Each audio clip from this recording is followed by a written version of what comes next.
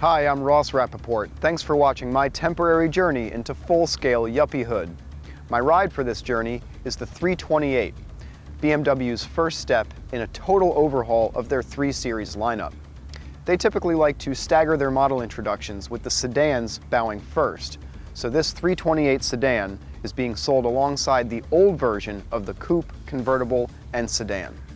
One glance and you can tell it's been totally redesigned, but it's still very unmistakably a BMW. And I like that they've sort of gone back to their old approach of same sausage, different lengths, and brought this car back in line visually with its larger 5 and 7 Series siblings. As with most BMWs, the interior is no nonsense, so there's really not much to talk about, other than the navigation system, which I really like and whose central control dial is absolutely in the perfect place. The iDrive system has come a long way since the first time I tested it in 2007. Also, there's a new thing called BMW Apps, and this is sort of a social networking, music centralization tool that Shannon discussed in her review of this car at length. But it is nice. Since I don't have an iPhone, I can't use it, but I understand that it's a serious technological innovation, so kudos to BMW. In addition to the usual pace of vehicle revisions, there's another, more momentous change rippling through the entire BMW lineup. The iconic naturally aspirated inline-6 engine is being replaced by turbocharged inline-4s, and the 328 is the latest domino to fall.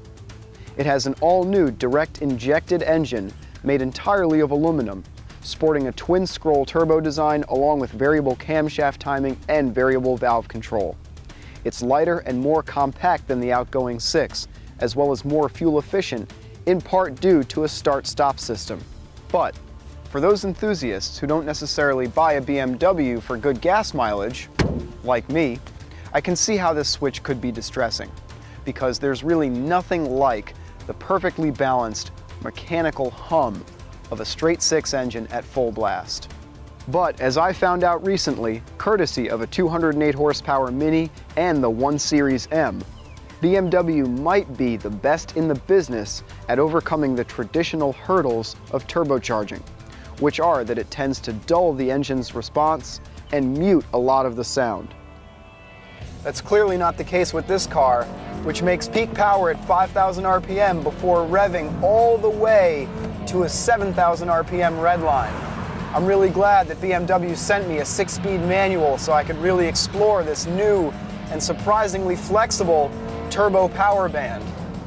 The only problem is that it's a little hard to shift quickly because of the clutch delay valve and the long pedal travel. There is an 8-speed automatic if that's your thing, but I'd rather go from 0 to 60 in 4.9 seconds.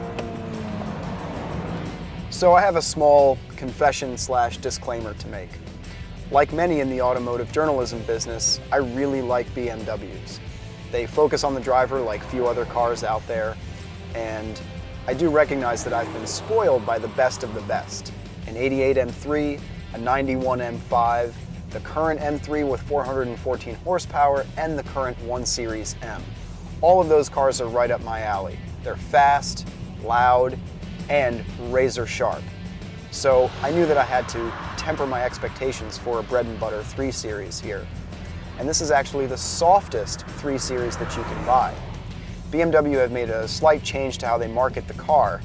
They've split it up into 3 different lines. There's the sport line for leadfoots like me, the modern line for more aesthetically concerned buyers, and the luxury line for people who might be, let's say, cross-shopping with a Mercedes or a Lexus. And that's what I'm driving today. So, I do like this car, but not quite as much as I'd hoped to. That's easily explained by the fact that it lacks BMW's excellent sport suspension. Now, every BMW I've ever driven has been equipped with the most aggressive factory suspension pieces available, and anything less just feels a little bit soft and disconnected.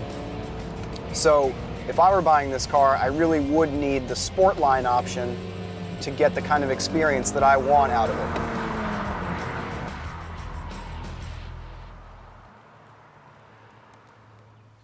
One experience nobody wants is sticker shock.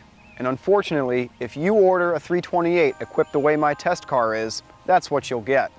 The luxury line is $2,100, the tech package is $2,500, and the premium package is $3,600.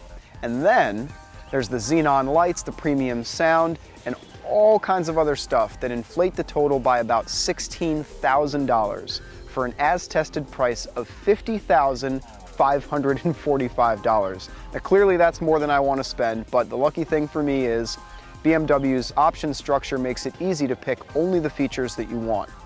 And the way I would have my 328 is the Sportline package, cold weather package, tech package, and nothing else.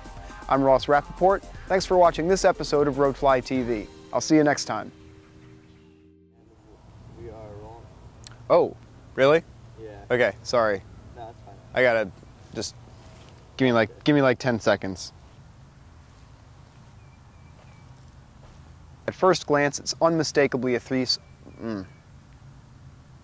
There is a dude sneezing in that take.